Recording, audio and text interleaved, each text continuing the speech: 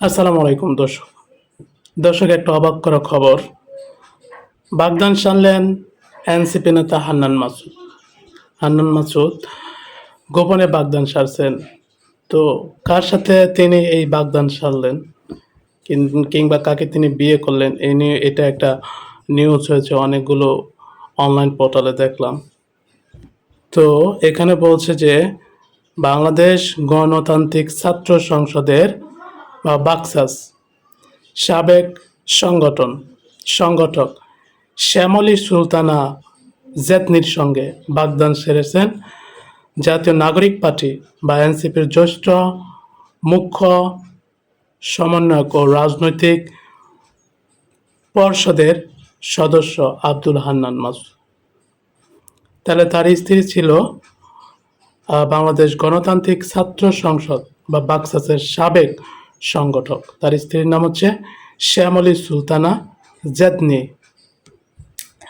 বৃহস্পতিবার তাদের বাগদান সম্পন্ন হয়। শুক্রবার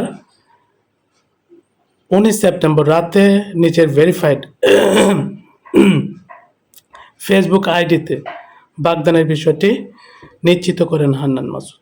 মানে উনি শুক্রবার রাতে, বৃহস্পতিবার ওনাদের বাগদান সম্পন্ন হয়, শুক্রবার রাতে উনি ওনার ভেরিফাইড পেজের মাধ্যমে উনি ওনার যারা ফলোয়ার আছে কিংবা ওনার যারা দর্শক আছে তিনি তাদেরকে জানিয়ে দেন। জানা গেছে পারিবারিকভাবে স্বল্প পরিসরে তাদের এই বাগদান সম্পূর্ণ হয়েছে।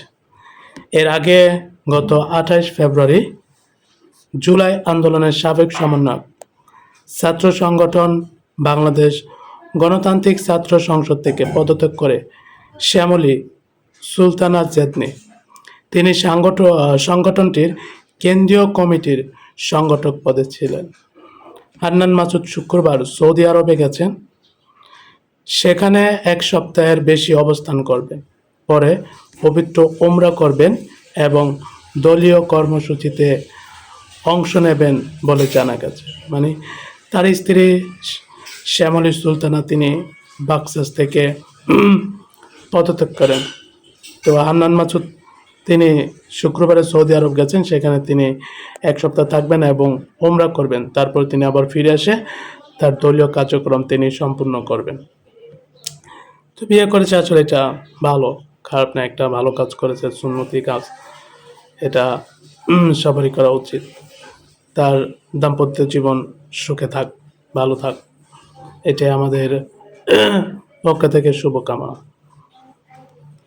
তো এই ছিল বিষয়টা। আসলে এটা দেখলাম যে অনেকগুলো পোর্টালে ছাপিয়েছে, অনেকগুলো অনলাইনে দেখলাম যে খবরটা কোথাও লিখছে যে গোপনে বাগদান সারলেন এনসিপি সমন্বয়ক হান্নান মাসুদ, আর যুগান্তরে দেখলাম যে এখানে লিখছেন বাগদান সারলেন এনসিপি নেতা হান্নান মাসুদ।